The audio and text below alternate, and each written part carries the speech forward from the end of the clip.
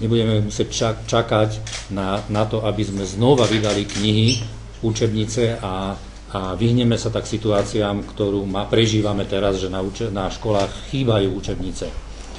Ja by som Vári ešte dodal, že tieto učebnice digitálne sú robené formou akejsi stavebnice, môžeme ich ľahko upravovať pre špeciálne potreby, napríklad pre postihnuté deti.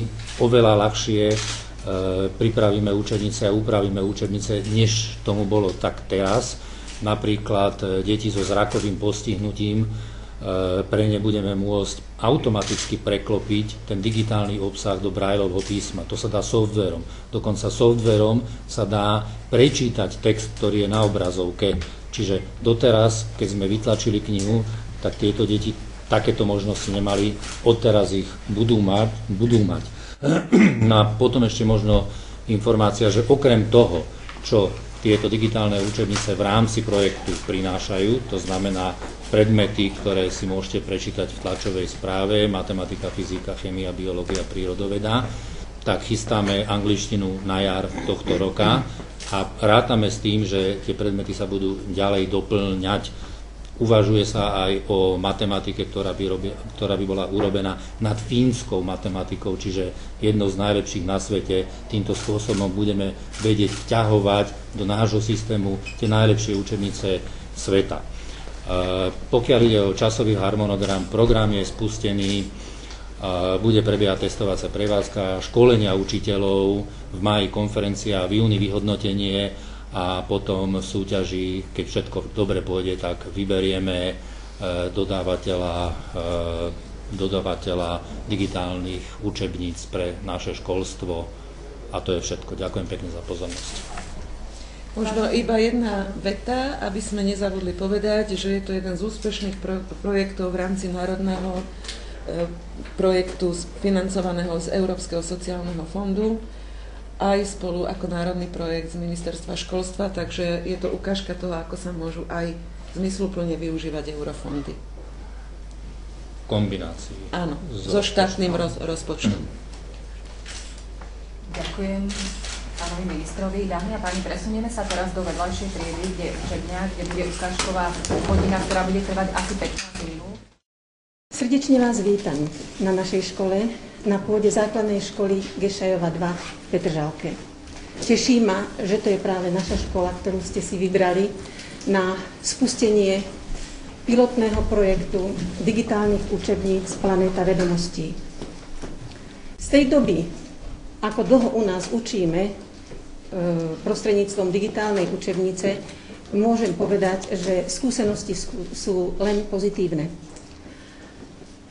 Keby som mala menovať alebo pomenovať tieto skúsenosti z hľadiska pedagóga, tak by som veľmi rada spomenula jednoduchšia príprava na vyučovanie, rozvoj kompetencií v práci s komunikačnými a modernými technológiami, zmena správania sa žiakov na hodine, pretože žiaci, keď pracujú spolu s pani učiteľkou prostredníctvom digitálnej učebnice, zabúdajú na lapajstvá, sú viac sústredení, sú dlhšie sústredení a najmä vďaka vizualizácii, vďaka animácii, učivo, ktoré pani učiteľka ponúka žiakom, dokážu lepšie absorbovať a osvojiť si aj žiaci, ktorí majú nižšie intelektové nadanie, alebo žiaci, ktorí majú poruchy učenia.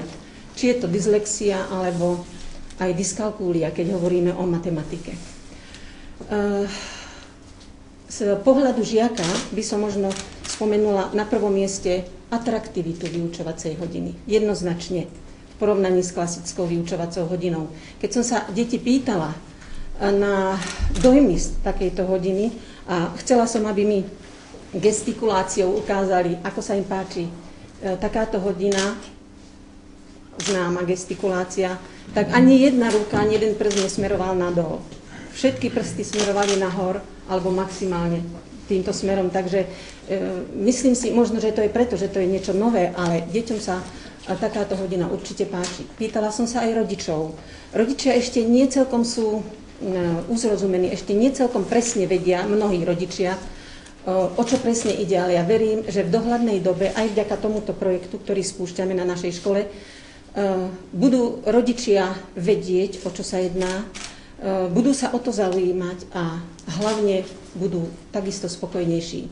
Keby som mala nejaké rezumé na záver povedať, tak si dovolím tvrdiť, že toto je tá správna cesta, ktorou by sa naša škola a celkovo školstvo malo uberať. Dovolte mi ešte, aby som vás pozvala na malé občerstvenie v priebehu dnešného dňa. Ďakujem vám za pozornosť. Až keď urobíme test. Keď urobíme test. Pozerám, aké sú tam úlohy, že kedy nenapadne, a zmizneme. Deti by nám našepkali však. Ja vás vítam na dnešnej hodine fyziky. My pokračujeme v učive a hovoríme o fyzikálnych veličinách, teda o vlastnostiach, ktoré potrebujeme zmerať. Ani najnovšia technika nezabráni tomu, aby deti nemuseli robiť domáce úlohy. Takže najprv si skontrolujeme, ako sa deti venovali doma svojej príprave. Vidíme, kto pracoval na domácej úlohe, kedy pracoval a ako dlho pracoval a samozrejme aj výsledky, ktoré dosiahol. Takže každý si poskytuje svedomie sám. Vidíme to aj chyby a prípadne pomoci, ktoré môžu použiť. Takže dneska prechádzame na ďalšiu úlohu, ktorou je meranie hustoty. Čo to hustota je? Budeme robiť laboratórnu prácu na ďalšie hodiny a každý predmet, ktorý je vyrobený z nejakej jednej látky, má špecifickú vlastnosť, ktorou je hustota. Čo to je? Povieme si práve dneska.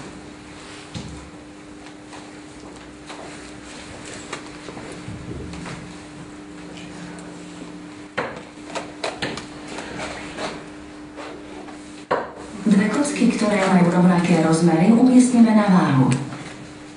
Jedna kocka je zo železa a druhá zo zlata. Všimnime si, čo to znamená rovnaké kocky. Predpokladali by sme, že tie kocky budú aj rovnako ťažké, že budú mať rovnako hmotnosť. Jedna je ale nižšia. A to spôsobuje práve hustotu. Všimnite si, že hmotnosti kocík sa trocha odlišujú.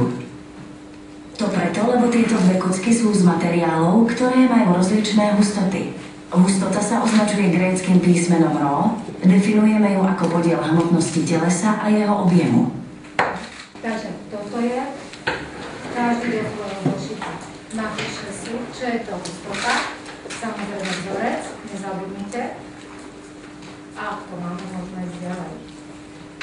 Ako túto hodnotu určíme? Povedali sme, že je to